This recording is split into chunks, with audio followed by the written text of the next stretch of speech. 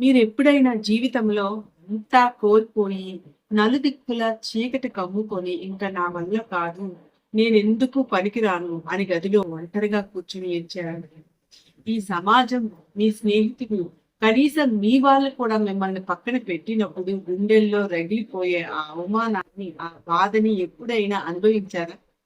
ఆ సమయంలో ఎవరైనా మీ దగ్గరకు వచ్చి ఒక 40 లైన్‌ల పద్యం చదువు నీ లైఫ్ మొత్తం మారిపోతుంది అని చెప్తే మీరు నమ్ముతారా? అసలు కేవలం 40 వాక్యాలు ఒక మనిషి డిప్రెషన్‌ని, యాంగ్జైటీని, ఫెయిల్యూర్స్‌ని ఎలా దూరం చేస్తాయి? ఒక భయంకరమైనటువంటి చీకటి జైలులో ఇనుప సంకెళ్లతో బంధించబడి ఉన్నప్పుడు తులసీదాస్ గారు తన సొంత మానసిక వేదనని జయించడానికి రాసినటువంటి సైకలాజికల్ ఫార్ములా ఇదే. లోకంలో ఒక మనిషి గొప్పవాడని ఎప్పుడంటారు? అతడికి కండలు తిరిగిన దేహం, అంతులేని అధికారం ఉన్నప్పుడా? కాదు కదండి. తులసీదాస్ గారు మొదటి శ్లోకంలోనే మనిషి యొక్క అసలైన విజయం ఎక్కడుందో చెప్పారు. మొదటి శ్లోకం జయ హనుమాన జ్ఞానగుణ సాగర జై కపీసతి నిలోగ ఉజాగర. దీని అర్థం అపారమైనటువంటి జ్ఞానానికి, సుగుణానికి సముద్రమైనటువంటి ఓ హనుమాన్, నీకు జయమగుగాక, 3 లోకాల్లో నీ కీర్తి వెలుగొందుతుంది అని అర్థం. అంటే ఇది మన జీవితానికి ఇచ్చే పాఠం ఏంటంటే, మనము హనుమంతుడు అనగానే కొండల్ని ఎత్తే బలవంతుడని ఊహించుకుంటాం. కానీ ఆయనను మొదటి పిలిచింది జ్ఞానగుణ సాగర.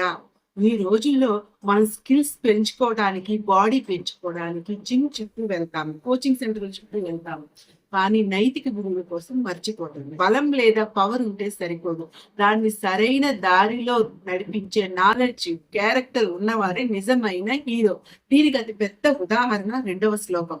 రామదూత అతులిత బలదామ అంజని పుత్ర పవనసుతనామ. దీని అర్థం శ్రీరామునికి గొప్ప దూతవు నువ్వే. నీకు సాటి లేని బల పరాక్రమాలు ఉన్నాయి. అంజనీదేవి వాయుదేవి పుత్రుడు నువ్వు. దీని నుండి మనం నేర్చుకోవాల్సింది ఏంటంటే, సముద్రాన్ని దాటి లంకలో అడుగుపెట్టినటువంటి ఆయన రావణుడి నిండు సభలో నేను మహావీరుడని అని డబ్బా కొట్టుకోలేదంట హనుమంతుడు. నేను సాధారణ ఒక రామదూతను అని ఎంతో అనుకోగా పరిచయం చేసుకున్నాడంట. మీ లైఫ్ లో కూడా మీరు ఎంత పై స్థాయికి ఎదిగినా, ఎన్ని కోట్లు సంపాదించినా మీ మూలాలని మర్చిపోకూడదు. ఎప్పుడైతే మీ ఈగోను పక్కన పెడతారో అప్పుడే మీలోని అసలైన బలం బయటకు వస్తుంది. ఈ రోజుల్లో మనం అంతా బాడీ పర్ఫెక్ట్ గా ఉండాలని పడే తపన మొదటి పర్ఫెక్ట్ గా ఉండాలని పడటం లేదు. దీనికి 3వ శ్లోకంలో అద్భుతమైన సమాధానం ఉంది. 3వ శ్లోకం మహావీర విక్రమ బజరంగి కుమతి నివార సుమతికే సంగి. దీని అర్థం నువ్వు గొప్ప వీరుడివి, వజ్రం లాంటి దేహం కలిగిన వాడివి, మాలోని చెడు ఆలోచనలను నాశనం చేసి మంచి బుద్ధిని ప్రసాదించేవాడివి అని అర్థం. దీని పాఠం ఏమిటంటే, వజ్రం లాంటి బాడీ ఉన్న దేవుడిని మనం ఎందుకు పూజించాలి అంటే, మన బుర్రలో నిండిపోయినటువంటి negative thoughts, over thinking, depression అనే కుమతి అంటే చెత్తని క్లీన్ చేసి పాజిటివ్ థాట్స్ అనే సుమతిని మనకి ఇస్తారు ఆయన. రోజు జిమ్‌కి వెళ్లి కండలు పెంచితే సరిపోదు. నెగటివిటీని వదిలి స్ట్రాంగ్ మైండ్ సెట్ తో ముందుకు వెళ్ళగలగాలి. అదే సమయంలో 4వ శ్లోకం మన ప్రెజెంటేషన్ కోసం మాట్లాడుతుందండి. 4వ శ్లోకం కంచిన వరణ విరాజు సువేశ కానన కుండల కుంచిత కేశ. దీని అర్థం నీ శరీరం బంగారంగా మెరిసిపోతూ ఉంటుంది. నువ్వు వేసుకున్నటువంటి బట్టలు, కుండలాలు, జుట్టు నిన్ను ఎంతో అందంగా చూపిస్తాయి. ఇది మనకి ఏం నేర్పిస్తుంది అంటే, హనుమంతుడు మొదటిసారి రాముణ్ణి కలిసినప్పుడు ఒక సాధారణ కోతిలా వెళ్ళలేదంట. ఎంతో డిగ్నిఫైడ్ గా పండితుడి రూపంలో వెళ్ళాడంట.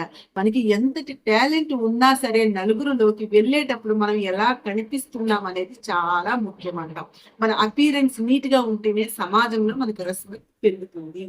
లోపల స్వచ్ఛమైన ఆలోచనలు, బయట హుందాతనం, ఈ 2 ఉంటేనే విజయం మన సొంతం అవుతుంది. జీవితంలో సక్సెస్ అవ్వాలి అంటే టాలెంట్ తో పాటు ఒక అడుగు ముందుకు వేసే చొరవ ఉండాలి. 5వ శ్లోకం ఒక పర్ఫెక్ట్ ప్రొఫెషనల్ ఎలా ఉండాలో నేర్పిస్తుంది. 5వ శ్లోకం విద్యావాన గుణి అతి చాతుర రామకాజ కరివేకో ఆతుర. దీని అర్థం ఏంటంటే, నువ్వు గొప్ప విద్యావంతుడివి, చతురుడివి, శ్రీరాముని పనులు చేయడానికి ఎప్పుడూ ఎంతో ఉత్సాహంగా ఉంటావు. ఇది చెప్పే పాఠం మనకి ఏంటంటే, సముద్రాన్ని ఎవరు దాటుతారు అని వానర సైన్యం అంతా భయంతో వణికిపోతుంటే హనుమంతుడు ఒక్కడే నేనే ఉన్నానని ముందుకు వచ్చాడంట. చెప్పిన పని చేయడం కాకుండా తన క్లెవర్నెస్ చూపించి లంకను దహనం చేశాడంట. అంటే బాస్ చెప్తేనే నేను చేస్తాను అని చూడకుండా దాన్ని మనం ముందుగానే చేసి ఎనర్జెటిక్ గా ముందుకు వెళ్ళాలంట. అయితే ఆయనలో ఉన్న అతి ముఖ్య లక్షణం 6వ శ్లోకంలో ఉంది. 6వ శ్లోకం ప్రభు చరిత్రసు వివేకోరస్య రామలఖన సీతామనపస్య. దీని అర్థం ఏమిటంటే శ్రీరాముని కథలు వినడం అంటే నీకు చాలా ఇష్టం. రామ లక్ష్మణ సీతాదేవుల రూపాలను మనస్సులో నిలుపుకున్నావు. దీని నుండి మనం నేర్చుకోవాల్సింది ఏంటంటే ఆయనకు గొప్ప పదవులు అక్కరలేదు. రాముని కథలు వినడం అంటే చాలా ఇష్టం. ఈ రోజుల్లో మనం మాట్లాడడానికి ఇష్టపడ్డాం, కానీ ఇతరులు చెప్పేది మనం వినం. ఆయన ఒక అద్భుతమైన లిజనర్. మనం ఏ ఫీల్డ్ లో ఉన్నా ముందుగా ఎదుటి వారు చెప్పింది మంచిది విషయాన్ని వినాలి. మన మనసులోని సరైన రోల్ మోడల్స్ ని పెట్టుకుంటే మనం కూడా వాళ్ళలాగానే గొప్ప పొజిషన్ కి చేరుకుంటాం. జీవితంలో ఎప్పుడు ఎక్కడ నెగ్గాలో కాదు, ఎక్కడి తగ్గాలో, ఎక్కడి ఆకాశం అంత ఎదగాలో తెలిసిన వాడే గొప్పవాడు. 7వ శ్లోకం ఈ అడాప్టబిలిటీ కోసం చెప్తుందండి. 7వ శ్లోకము సూక్ష్మ రూపధరి సింహసిద్ధి కావా వికట రూపధరి లంక జరావా. దీని అర్థం ఏమిటంటే సీతమ్మకు ఒక చిన్న కోతి రూపంలో కనిపించావు, కానీ లంకను దహనం చేసేటప్పుడు భయంకరమైనటువంటి పెద్ద రూపాన్ని ధరించావు. దీని పాఠం ఏంటంటే అశోకవనములో భయంతో వణికిపోతున్న సీతమ్మ తల్లికు నమ్మకం కనిపించడానికి ఒక చిన్న కోతిలా అంటే సూక్ష్మ రూపంలో వెళ్ళాడు. అని అదే లంకలో శత్రువుల్ని భయపెట్టాలి అన్నప్పుడు ఆకాశం అంతా ఎదిగాడు. పరిస్థితులకు తగ్గట్టుగా మనం మన వాళ్ళ దగ్గర ఎంత అనుకువగా తగ్గాలో, కాంపిటీషన్ ఎదురైనప్పుడు ఎంత ధైర్యంగా ఫైట్ చేయాలి ఇది నేర్పిస్తుంది.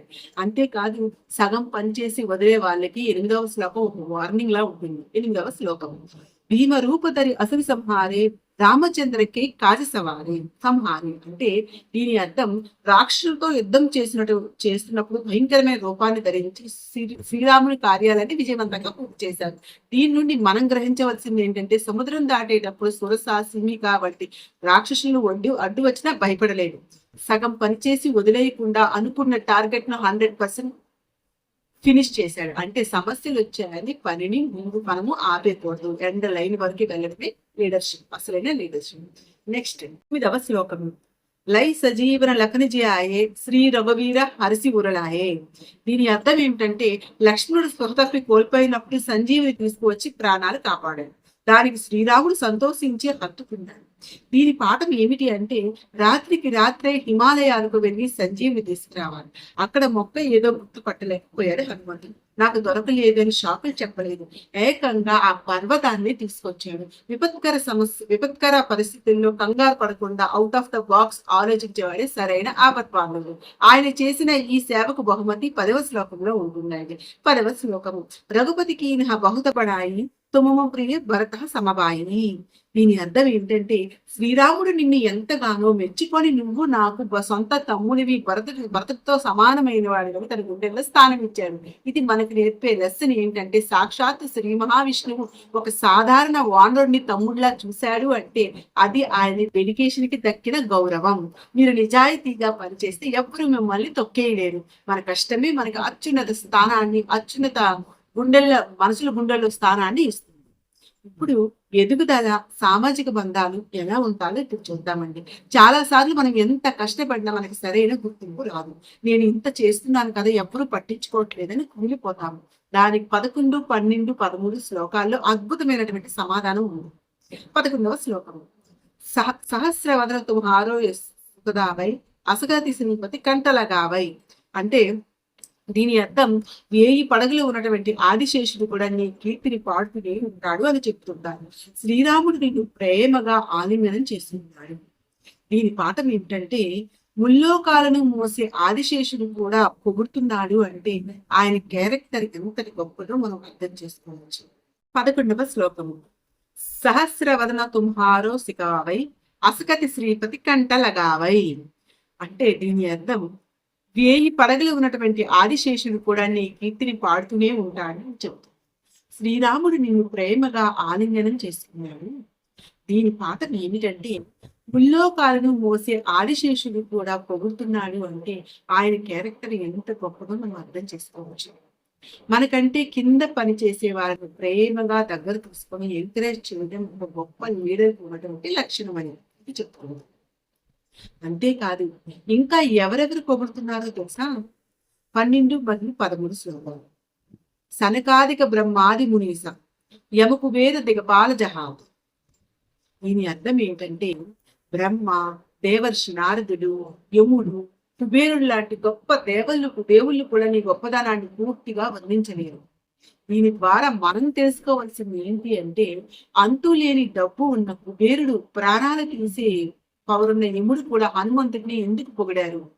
ఎందుకంటే వాళ్ళ శక్తుల కంటే స్వచ్ఛమైన మనసుతో చేసే నిస్వార్థమైనటువంటి పని చాలా గొప్పది. మీ బాస్ మిమ్మల్ని గుర్తించకపోవచ్చు, కానీ మీ ఉద్దేశం స్వచ్ఛంగా ఉంటే ఆ దేవుళ్ళే మీకు సలాం చేస్తారు. ఈ రోజుల్లో మన చుట్టూ చాలా మంది సైలెంట్ గా డిప్రెషన్ తో బాధపడుతూ ఉంటారు. వారికి 14వ శ్లోకము ఒక మార్గం. 14వ శ్లోకం, తూపకార సుగ్రీవకీన రామవిలాయ రాజపద దీమా. దీని అర్థం, నువ్వు సుగ్రీవునికి గొప్ప ఉపకారం చేశావు, శ్రీరామునికి పరిచయం చేసి పోగొట్టుకున్నటువంటి రాజ్యాన్ని తిరిగి పొందేలా చేశావు. దీని పాఠం ఏంటంటే భయంతో దాక్కున్న సుగ్రీవునికి రామునికి మధ్య ఒక అద్భుతమైన స్నేహాన్ని కల్పించాలి. మనకి ఎంతటి టాలెంట్ ఉన్నా రైట్ టైంలో రైట్ పర్సన్ కనెక్ట్ కావడం ముఖ్యము. మనం కూడా ఇతరులకు ఒక గుర్చిలా మారితే మనం ఎంతో మందికి ఒక జీవితాన్ని ఇచ్చిన వాళ్ళు ఉంటాం. మరి శత్రువుల మధ్య ఉన్నవానికి ఆయన ఎలా సహాయం చేశాడు? అదే 15వ శ్లోకం, తుమ్హారో మంత్ర భీషణ మాన లంకేశ్వరుపై సభజగ జానా. అంటే దీని అర్థం, నువ్వు ఇచ్చినటువంటి సలహా విభీషణుడు పాటించాడు, అందుకే అతను లంకకు రాజు కాగలిగాడు. ఇది మనకు నేర్పే లెసన్ ఏంటంటే విభీషణుడు ఉన్నది రాక్షసుడు మధ్య, కానీ అతనిలో ఉన్న మంచితనాన్ని గుర్తించి హనుమంతుడు ఇచ్చినటువంటి ఒక్క సలహా అతని తలరాత్రి మార్చేసింది. లైఫ్ లో అనుభవజ్ఞులు ఇచ్చే మంచి సలహా ఉంటే అత్యున్నత స్థానానికి చేరుకుంటాము. ఈ గైడెన్స్ ఇచ్చే ఆయన చిన్నప్పుడు ఏం చేశారో తెలుసా? 16వ శ్లోకం, యుగ సహస్ర యోజన పరమాను లీల్యో తాహి మధుర ఫల జాము. అంటే దీని అర్థం, ఎన్నో వేల యోజనాల దూరంలో ఉన్నటువంటి సూర్యుని చూసి అది తీయటి పండు అనుకుని ఎగిరి వెళ్ళడానికి దిగాడు హనుమంతుడు. దీని పాఠం ఏమిటి అంటే సైన్స్ కనిపెట్టక ముందే సూర్యుడికి భూమికి మధ్య దూరాన్ని లెక్కగట్టి చెప్పారు అని అర్థం. అంత దూరంలో ఉన్నటువంటి సూర్యుడిని పట్టుకోవటానికి ఒక చిన్న పిల్లవాడు ధైర్యంగా దుంకాడు. లక్ష్యం ఎంత దూరంలో ఉన్నా దాన్ని సాధించగలను అనే ఎనర్జీ, కాన్ఫిడెన్స్ మనలో ఉండాలి అనేది ఇది నేర్పుతుంది. ఒకవైపు కల్లోలమైనటువంటి సముద్రం, ఎవరైనా భయంతో వణికిపోవాల్సింది, కానీ ఆయనలో కంగారు లేదు. 17వ శ్లోకము, ప్రభుముద్రిక మేలుముఖ మాహు జలదిలాంగితే అచిరజ నాహు. అంటే దీని అర్థం ఏంటంటే శ్రీరాముడిచ్చినటువంటి ఉంగరాన్ని నోట్లో పెట్టుకొని మహాసముద్రాన్ని చాలా సునాయాసంగా దాటేస్తుంది. ఇది మనకిచ్చే పాఠం ఏమిటంటే సముద్రాన్ని ఎవరూ దాటలేకపోయారు, కానీ ఆయన రాముని ఉంగరాన్ని తీసుకున్నాడు. ఇక్కడ ఉంగరం అంటే బాధ్యత. తన మీద తనకు నమ్మకం ఉంది కాబట్టి ఆ బాధ్యతను మోస్తూ ఎన్ని అడ్డంకులు వచ్చినా సముద్రాన్ని దాటారు. మన లక్ష్యం గొప్పదైతే ఎంతటి కష్టాల సముద్రాన్నైనా దాటగలం మనం. అలాంటి బాధ్యత తీసుకున్నప్పుడు ఏం జరుగుతుందో 18వ శ్లోకం చెప్తుంది. 18వ శ్లోకము, దుర్గమగాచ జగతికే చేతే సుగమ అనుగ్రహ తుమ్హారే తేతే. దీని అర్థం ఏంటంటే ఈ ప్రపంచంలో చేయలేను, అసాధ్యము అనుకునే కష్టమైన పనులన్నీ కూడా కేవలం నీ దయ ఉంటే చాలా సులువుగా పూర్తవుతాయి అని అర్థం. దీని పాఠం ఏమిటంటే లైఫ్ లో ఇక బయట పడలేము అనిపించినప్పుడు ఆ మహావీరుడి ధైర్యాన్ని మనసులో నింపుకుంటే భయం అసాధ్యం అనుకున్నది కూడా సుసాధ్యం అవుతుంది. కష్టాలను చూసి భయపడకుండా స్ట్రాంగ్ మైండ్ సెట్ తో ముందుకు వెళ్ళాలి. ఇంకా 19వ శ్లోకము, రామదువారే తుమరొక వారే హోతన ఆజ్ఞ వినిపైటారు. అంటే దీని అర్థము, శ్రీరాముని దర్బారుకు నువ్వే కాపలా బరుగుది, నీ పర్మిషన్ లేనిదే ఎవరు ఆ దేవుడి దగ్గరికి వెళ్ళలేరు. దీని నుండి మనం నేర్చుకోవాల్సిన పాఠం ఏమిటంటే రాముడంటే అంతిమ లక్ష్యం, హనుమంతుడంటే డెడికేషన్ అండ్ డిసిప్లిన్.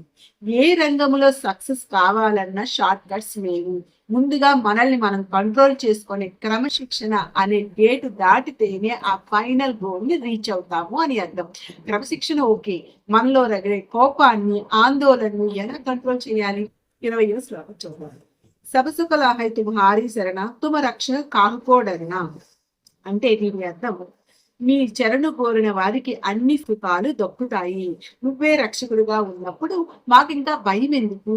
దీని పాఠం ఏమిటి అంటే, తులసీదాసు గారు చీకటి జైల్లో ఉండి కూడా ధైర్యంగా ఎందుకున్నారో ఈ లైన్ నా వెనుక ఒక మహాశక్తి ఉంది అనే నమ్మకాన్ని మనలో ఏర్పడినప్పుడు ఆందోళన పోతుంది.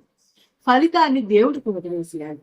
మన పని మనం చేసుకుంటూ పోవాలి. పీస్ఫుల్ గా బతుకుతాము. మరి మనలో ఉన్న అగ్ని పర్వతం లాంటి శక్తిని ఏం చేయాలి? 21వ శ్లోకం చెప్తుంది. ఆపర తేజ సంహారు ఆపై తీనో లోక హాంకతే కాపై. అంటే దీని అర్థం, మీ అపారమైనటువంటి శక్తిని నువ్వు మాత్రమే కంట్రోల్ చేయగలవు. నువ్వు ఒక్కసారి గట్టిగా గర్జిస్తే 3 లోకాలు కూడా ఉనికిపోతాయి. ఇది మనకు నేర్పే లెసన్ ఏంటంటే, ఆయనలో ఉన్నటువంటి ఎనర్జీ ఒక అగ్ని పర్వతం లాంటిది. కానీ ఎప్పుడు అనవసరంగా కోప్పడలేదు, బలాన్ని చూసి విర్రవీగలేదు. ధర్మానికి ముప్పు వచ్చినప్పుడే గర్జించాడు.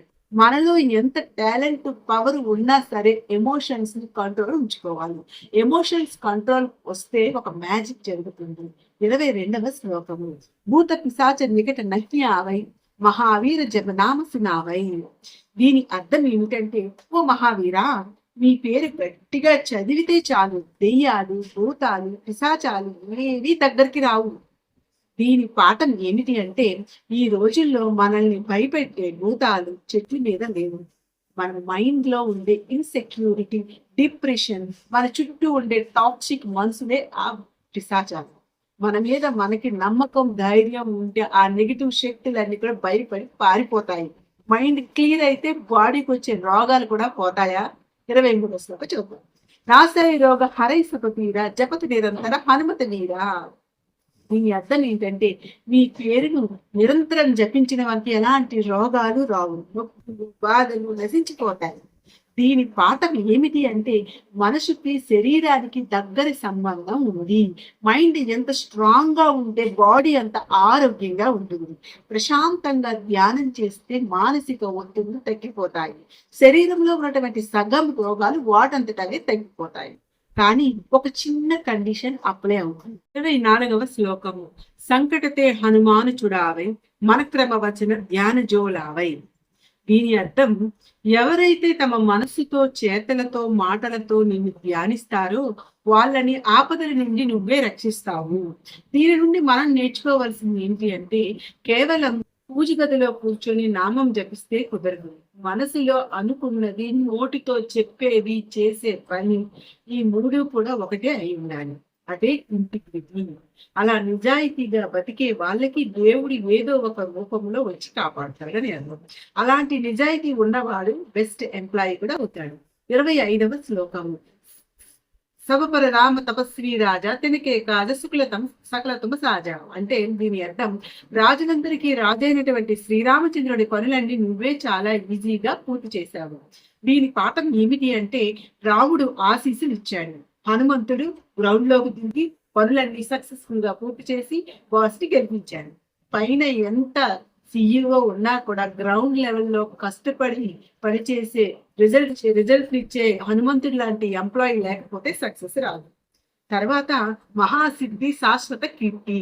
మనం దేవుడి దగ్గర కోరికలు కోరుకుంటాం, కానీ అవి ఎలా ఉండాలి? 26వ శ్లోకం. అవురు మనోరథ జోయి జో గోయి లావై సోయి అమిత జీవన ఫల పావై. అంటే దీని అర్థం, మనసులో ఒక మంచి కోరికతో నీ దగ్గరకు వస్తే వాళ్ళకి నువ్వు జీవితంలో ఎప్పటికీ అంతం లేని అత్యున్నతమైనటువంటి ఫలాన్ని అందిస్తావు. దీని పాఠం ఏమిటి అంటే, మన కోరికల్లో క్లారిటీ ఉండాలి. అది 10 మందికి ఉపయోగపడేలా ఉండాలి. ఎప్పుడైతే మన స్వార్థం లేకుండా ప్యూర్ హార్ట్ తో ఒక పని మొదలు పెడతామో దానికి సక్సెస్ అనేది ఊహించిన దానికంటే కూడా 1000 రెట్లు ఎక్కువగా వస్తుంది. అలా చేస్తే నీ పేరు ఎన్ని రోజులు గుర్తుంటుందో తెలుసా? 27వ శ్లోకం. చారు యుగ ప్రతాప తుమ్హార హై ప్రసిద్ధ వరసిద్ధ ప్రజ ఉజియారా అని. దీని అర్థం, 4 యుగాలలో కూడా నీ ప్రతాపం ఉంది.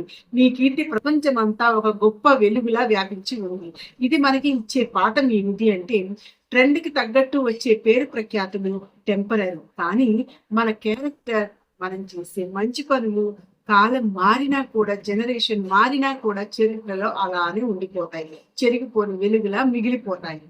మరి ఆ బ్రాండ్ వాల్యూ పెరగాలంటే ఏం చేయాలి? 28వ శ్లోకం.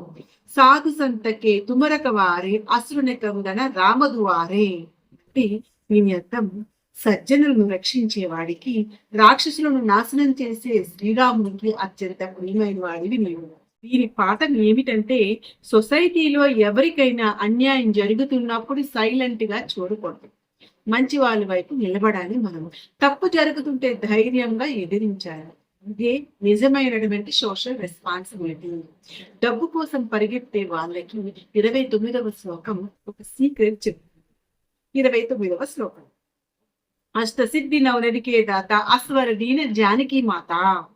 అంటే దీని అర్థం అష్టసిద్ధులను నవనిధులను ప్రసాదింపగలిగే గొప్ప వరాన్ని సాక్షాత్తు సీతామాత నీకు ఇచ్చింది. దీని పాఠం ఏమిటంటే, సిద్ధులు అంటే టాలెంట్, స్కిల్స్, నిధులు అంటే సంపద. మనం ముందుగా మనలో ఉన్నటువంటి స్కిల్స్ ని డెవలప్ చేసుకుంటే ఆటోమేటిక్ గా డబ్బు మన వెనకాలే వస్తుంది. టాలెంట్ ఉంటే సక్సెస్ వెతుక్కుంటూ మనకు వస్తుంది. కానీ ఇవన్నీ ఉండి ఆయన ఎలా బ్రతికాడో తెలుసా? 30వ శ్లోకం, రామ రసాయన తుమ్హారే పాస సదా రహో రఘుపతి దాస. దీని అర్థం ఏమిటో తెలుసా? శ్రీరాముని భక్తి అనే అద్భుతమైనటువంటి మందు నీ దగ్గరే ఉంది. నువ్వు ఎప్పటికీ ఆ రఘుపతికి సేవకుడిగా ఉండిపోయావు. దీని నుండి మనం నేర్చుకోవాల్సింది ఏంటి? ఎన్ని శక్తులున్నా నేను రాముని సేవకుడిని మాత్రమే అనే ఆ లాయల్టీ ఆయన్ని దేవుణ్ణి చేసింది. మనకి ఎన్ని డిగ్రీలున్నా మనం నమ్మిన సంస్థ పట్ల, సిద్ధాంతాల పట్ల లాయల్ గా ఉండటమే బెస్ట్ ఫార్ములా. మనిషికి అత్యంత భయంకరమైనది మరణం, కానీ దాన్ని కూడా జయించవచ్చు. 31వ శ్లోకము మరియు 32వ శ్లోకాల్లో చూద్దాం. తుమ్హారే భజన రాముకో పావై జన్మ జన్మకే దుఃఖ విసరావై. అంటే అంతకాల రఘుపతి వరం జాయి జహా జన్మ హరిభక్త కహోయి. దీని అర్థం ఏమిటో తెలుసా? నిన్ను పూజించడం వల్ల ఆ శ్రీరాముని ఆశీస్సులు లభిస్తాయి. దుఃఖాలు తొలగిపోయి నీ భక్తులకు స్టావు భయం రాదు. చనిపోయాక గొప్ప కీర్తిని వదిలిపెట్టి వెళ్తారు. దీని పాఠం ఏమిటంటే, షార్ట్ కట్స్ లో వచ్చే డబ్బు నిలబడదు.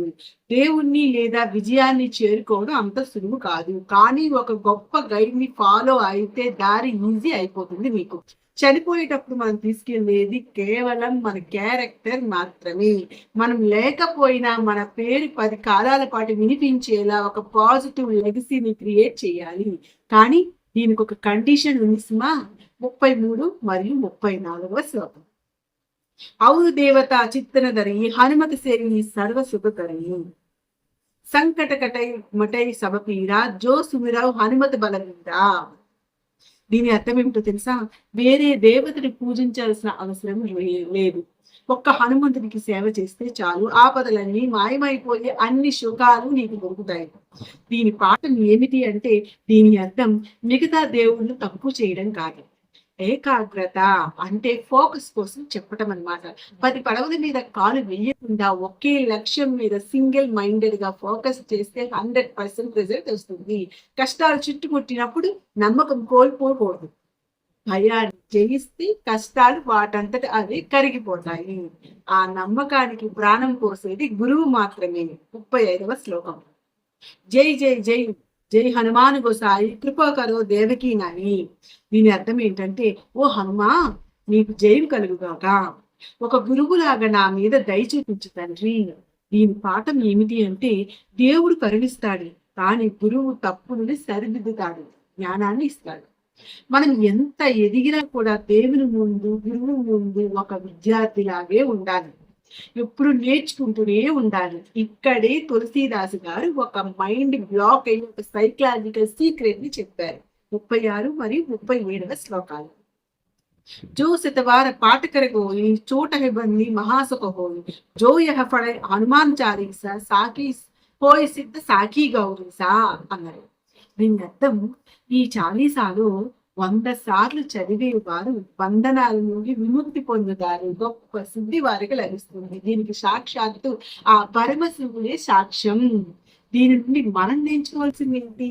బంధనం అంటే 4 గోడల జైలు మాత్రమే కాదు, మన మొబైల్ ఎడిక్షన్, బద్ధకం అనే మానసిక జైలు. ఒక పనిని 100 సార్లు ఒక డిసిప్లైన్ తో కన్సిస్టెంట్ గా చేస్తే మెదడు రివైవ్ అవుతుంది.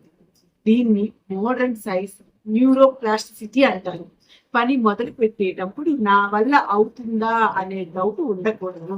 ఈ మహా మంత్రానికి ఏకంగా శివుడే గ్యారంటీ ఇస్తున్నాడు. స్ట్రాంగ్ పాజిటివ్ అంటే ఆ పాజిటివిటీ ఉంటే విశ్వం మొత్తం మీకు విజయానికి సాక్షిగా నిలుస్తుంది. ఇంత పవర్ఫుల్ మంత్రాన్ని రాస్తూ ఆ చీకటి జైలలో దాసు గారు చివరగా ఏం కొనుక్కున్నారో తెలుసా? 38 మరియు 39వ శ్లోకాలు. తులసీదాస సదాహరి చేరా కీజైనాథ హృదయ మహాడైరా పవనతనయ సంకటహరణ మంగళ మూరటి రూప్. అంటే దీని అర్థం, ఈ తులసీదాసు ఎప్పటికీ శ్రీహరి కేశవుడు, కష్టాలను నాశనం చేసేవాడా, దయచేసి ఎప్పుడూ నా హృదయంలోనే నివాసం ఉండు తండ్రి అని అర్థం. దీని అర్థం, జైలులో ఉండి కూడా తులసీదాసు గారు డబ్బులు రాజ్యాలు అడగలేదు. నా మనసులో ఉండిపో అని దేవుణ్ణి అడిగారు. మనం ఎన్ని కోట్లు సంపాదించినా ప్రశాంతత లేకపోతే అంతా వేస్ట్. మన చుట్టూ ఉన్న సొసైటీకి ప్రాబ్లం సాల్వ్ చేసే ఒక పాజిటివ్ మంగళకరమైన శక్తిలా మనం మారాలి. ఆఖరి శ్లోకంలో ఒక అద్భుతమైనటువంటి పిలుపునిచ్చారు. 40వ శ్లోకం, అదే గ్రాండ్ క్లైమాక్స్. రామ లక్ష్మణ సీతా సహిత హృదయ వసు సురభు. దీని అర్థం, ఓ దేవతలకు రాజా, నువ్వు ఒంటరిగా కాకుండా నీకు ఇష్టమైన శ్రీరాముడు, లక్ష్మణుడు, సీతామహాతల్లితో ఎప్పటికీ నా హృదయములో నివాసం ఉండు తండ్రి. దీని పాఠం ఏంటంటే, తులసీదాసు గారు హనుమంతుడిని ఒంటరిగా రమ్మనలేదు. ఆదర్శ కుటుంబమైనటువంటి రామ పరివారంతో రమ్మన్నారు. ఎక్కడైతే ఆదర్శాలు ఉంటాయో ఆ హృదయం ఒక పవిత్రమైన గుడిలా మారిపోతుంది. ఇక్కడితో ఆ 40 లైన్ల మహామంత్రం పూర్తవుతుంది. కరెక్ట్ గా 40వ రోజు తులసీదాసు గారు ఈ ఆఖరి శ్లోకం రాయడం పూర్తవగానే ఆ ఫతేపూర్ సిక్రీ నగరంలో ఎవ్వరూ ఊహించిన ఒక మహా విలయం మొదలైందంట. ఎక్కడి నుంచి వచ్చాయో తెలియదు కానీ లక్షలాది కోతులు ఒక భారీ వానర సైన్యంగా ఆ నగరం మీద విరుచుకుపడతాయంట.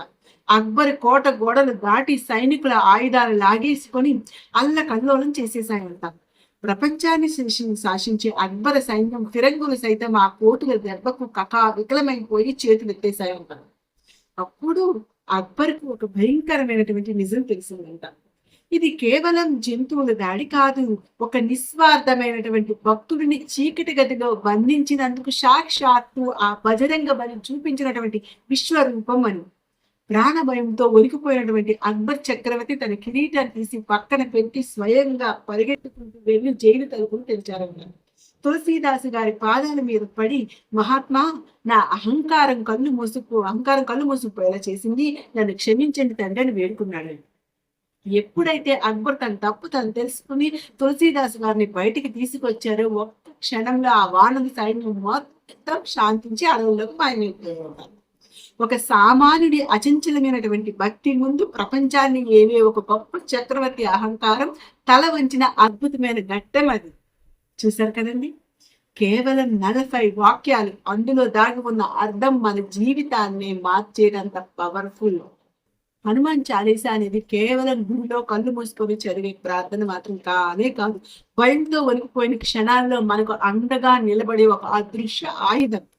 దారి కనిపించినప్పుడు మనకి గైడెన్స్ ఇచ్చే ఒక క్యాంపస్.